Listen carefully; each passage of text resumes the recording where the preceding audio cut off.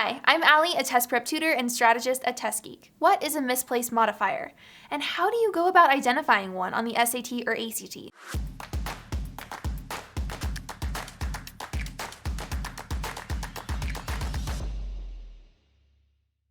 Modifiers give us more information about something in a sentence. They make our writing more interesting. But we can also run into issues if we have a misplaced modifier, if we have a modifier that's in the wrong place in a sentence. And this can be a really tricky grammar topic because often in everyday speech, we use misplaced modifiers all the time, really without any issue. But it's another thing altogether when we are writing and we are being tested on that writing, we really have to be sure that our modifiers are not misplaced. So let's talk a little bit more about what exactly a misplaced modifier is and how you can avoid them. Bright and engaging, Leo was an easy choice for class president. Now, what do you think our modifier might be in this sentence? The thing that's making it a little bit more interesting or giving us more context. Bright and engaging, right? That's our modifier. And bright and engaging is describing Leo. And this is a great sentence because that modifier, that information that's about Leo, is right next to Leo in the sentence. It's physically right next to Leo. And that helps the reader understand what we're describing. Who are we talking about when we're saying bright and engaging? But in this case, it's quite obvious because bright and engaging is right next to Leo. So this is an example of a modifier used correctly. It's not misplaced. Asleep in the garden bed, Naya couldn't find her dog. Okay, so what's our modifier in this sentence? Asleep in the garden bed, right? That's giving us more information about something. Now it's right next to Naya. So do we think that Naya is asleep in the garden bed? And right there she couldn't find her dog?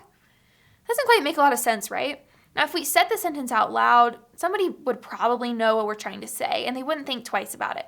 But in written language, on the test, on the SAT or ACT, this is not acceptable. We have to put this modifier a lot closer to the thing that we are describing. So let's try to rewrite this sentence. What if we said, Naya couldn't find her dog, who was asleep in the garden bed? So we did have to add a word there, but this is much more clear. And this is really important that on the test we are writing clearly and we don't have modifiers that are kind of misplaced, right? They're not in the right place in the sentence because they make it more confusing. They make us second guess what we are talking about. So this is what we want to look out for on the SAT and ACT. There are several patterns when it comes to how modifiers show up on the SAT or ACT. Let's walk through a few examples together. So first we have a modifier plus a comma plus the thing being modified. So a popular guy, his classmates offer sympathy when Ferris stays home sick. So in this example, what's our modifier? It's a popular guy, right? So it's showing up as a modifier plus a comma plus the thing being modified. But in this case, are we talking about classmates? That doesn't make sense, right? We can't say a popular guy his classmates. We know we're talking about Ferris. So in this case, we want to reorganize the sentence a bit and say a popular guy, Ferris, has the sympathy of all his classmates when he stays home sick. So while the first sentence might make sense if we said it out loud, really it's not appropriate. We want to be able to put the thing that we are modifying right next to the modifier itself. And this follows this sort of standard template of a modifier, a comma, the thing that we are modifying. The next way that modifiers can show up is in prepositional phrases that start the sentence.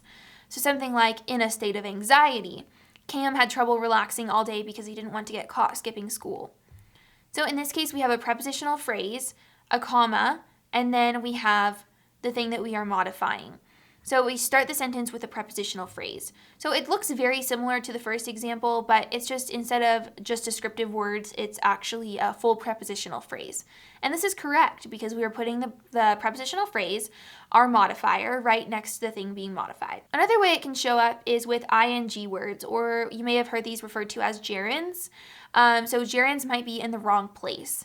So this is a little bit harder to spot because you don't have those commas separating out information, so you want to be really careful with these ones. Jeannie sees Ferris driving home with her mom. So at first thought, maybe there doesn't seem to be anything wrong with that, but you always want to think about what is actually happening here. So Jeannie sees Ferris driving home with her mom. Now maybe that's what we're trying to say. Maybe we are trying to say that Jeannie saw Ferris and Ferris was driving home with her mom, but probably that's not what we're trying to say.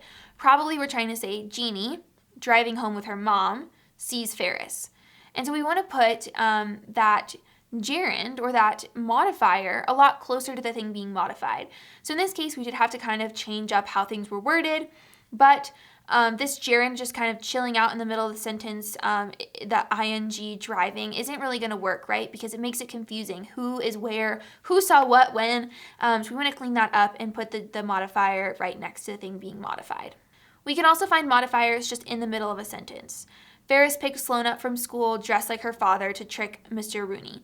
So again, it's something that when we say things out loud, we oftentimes do this, but when we're writing it, we have to be really particular. So what are we trying to modify when we say dressed like her father?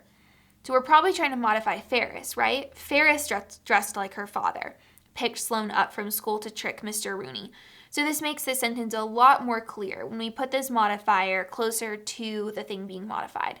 And it may require us to reword things or add commas, and that's okay. It's really important to be clear. So the key takeaway here with modifiers is to make sure that your modifier is right next to the thing being modified.